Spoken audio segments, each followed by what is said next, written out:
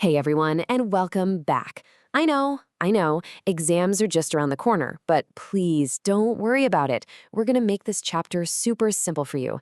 Today, we're going to become detectives, put on our historian hats, and solve the mystery of a magnificent ancient building. So, are you ready? Let's go. So just look at this. Isn't it incredible? This is the Great Stupa at Sanchi. It's been standing there on a hilltop in Madhya Pradesh for more than 2,000 years. Just imagine. But what exactly is it? Why on earth was it built? And what stories are literally carved into its stones? Well, that's the mystery we are going to solve together today. Okay, so to get what this stupa is all about, we got to jump in our time machine and go way, way back, about 2,500 years ago. This period, the mid-first millennium BCE, wow, it was a huge turning point, not just in India, but all over the world. It was a time when new thinkers everywhere started asking some really big questions about life. So, for a long, long time in India, the main thing was the Vedic tradition, right? This started way back around 1500 BCE. And a huge part of this was doing these big ceremonies called yajnas, or sacrifices, to please the gods. But then, around 600 BCE, something started to change. People, thinkers, started asking deeper questions. And it wasn't just here in India with thinkers like Buddha and Mahavira. At the very same time, over in Greece, you had guys like Socrates and Plato asking similar big questions. The whole world was just buzzing with new ideas. And this slide, it shows you that big change perfectly. On the one hand, you had the old Vedic tradition, which was often about big group sacrifices for things like good health, more cattle, practical stuff. But the new thinkers, they started looking inwards.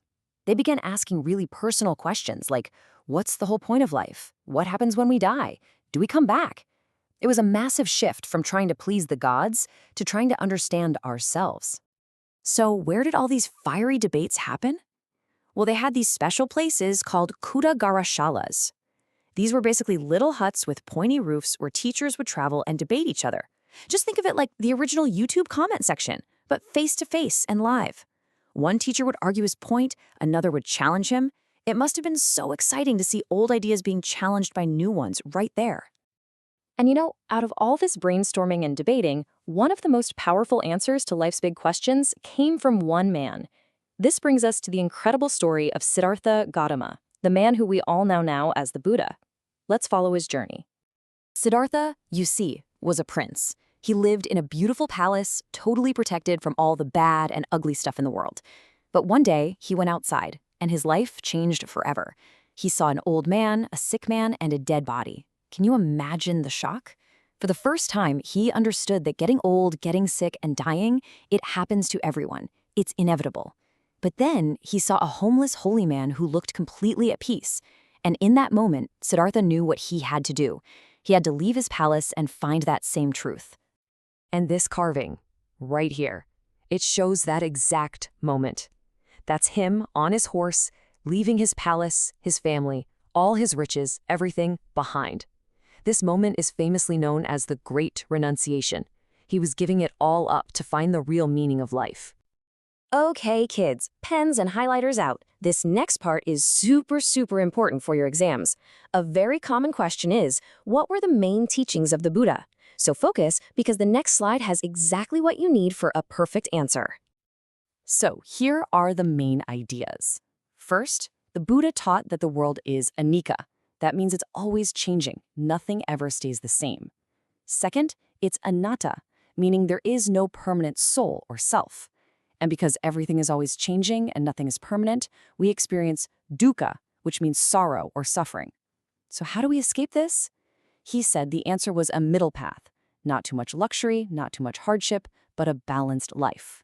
So please, for your exam, remember these three magic words: anicca, anatta, and dukkha. So what's the ultimate goal? Where does this path lead? It leads to Nibbana. Nibbana literally means to blow out. It's a bit like blowing out a candle. But what are you blowing out? You're blowing out your ego, your cravings, your desires. And once you do that, you finally end the cycle of suffering and rebirth. You find true peace. Now remember, Buddha wasn't the only rockstar thinker around at the time. At about the same time, another great teacher, Vardhamana Mahavira, was spreading the ideas that became another major religion, Jainism. The absolute core idea of Jainism is ahimsa. Now, we all know ahimsa means nonviolence, right? But for Jains, this idea is taken to a whole new level. They believe that everything has a life force, even stones, rocks, and water. So ahimsa for them means not causing harm to any living being at all, whether it's a person, an animal, a plant, or even an insect. It's a really powerful idea that has influenced India a lot. So, to break free from this cycle of karma, Jaina monks and nuns take 5 very strict vows. They promise not to kill, not to steal, and not to lie. They also promise to observe celibacy and, finally, to not own any property. It's a very disciplined path to purify the soul. Okay, so we've got these 2 major new philosophies, Buddhism and Jainism, bubbling up. Now, let's connect it all back to our original mystery, that huge, amazing building at Sanchi. How do these ideas connect to that structure? Let's find out. So why build a stupa? Well, this quote from a Buddhist text tells us exactly why. The Buddha himself said that after he was gone, these mounds, these stupas, should be built to hold his relics. Relics could be his bodily remains or even objects he used. So a stupa isn't just some random building.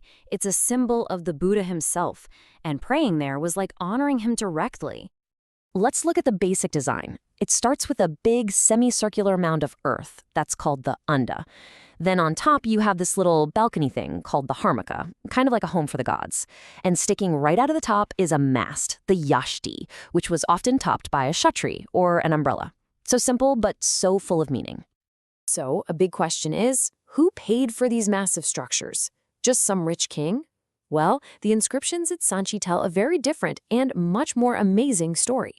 Everybody chipped in, from kings to guilds of ivory workers to hundreds of regular people like you and me, men and women. Even monks and nuns gave donations. The stupa was truly a community project built by everyone's faith. Okay, now for my favorite part, the gateways, or toranas, at Sanchi. They are covered with the most beautiful, detailed carvings. They're basically giant comic books carved in stone, telling stories for everyone to see. Let's try and read some of them. But here's something really interesting. In these early carvings, you never actually see the Buddha as a person. Instead, they used symbols. So that empty seat you see there under the tree, that represents his meditation and enlightenment.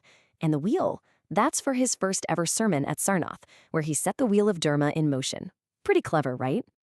They also carved stories from the Jatakas. Now, what are Jatakas? They're basically tales of the Buddha's previous lives. This carving, for example, tells the story of a super generous prince who was a past life of the Buddha who gave away absolutely everything he had. These stories were a fantastic way to teach people virtues like compassion and generosity. But wait, not everything you see is 100% Buddhist. Look at this beautiful woman hanging from the tree. She's a shallow bungjika. According to popular belief, people thought that if she just touched a tree, it would magically burst into flower. She was a symbol of good luck. This shows that Buddhism didn't just replace old beliefs, it often mixed with them, which is really cool. All right, let's do a quick rewind of everything we've uncovered. We started with a time of big questions about life. We looked at the answers from Buddha, based on philosophy and ethics, and from Mahavira, based on ahimsa and discipline. And then we saw how those big ideas were turned into incredible buildings like the Sanchi Stupa, making belief something you could actually see and touch. And that's our story for today. I'll just leave you with this one question to think about. If those ancient stones could actually talk, what other stories do you think they'd tell us? Not just about kings, but about the ordinary people who built this place, their hopes, their fears, their faith. Okay, that's it for me. Study hard, but don't take too much stress. You are all going to do great in your exams. All the very best.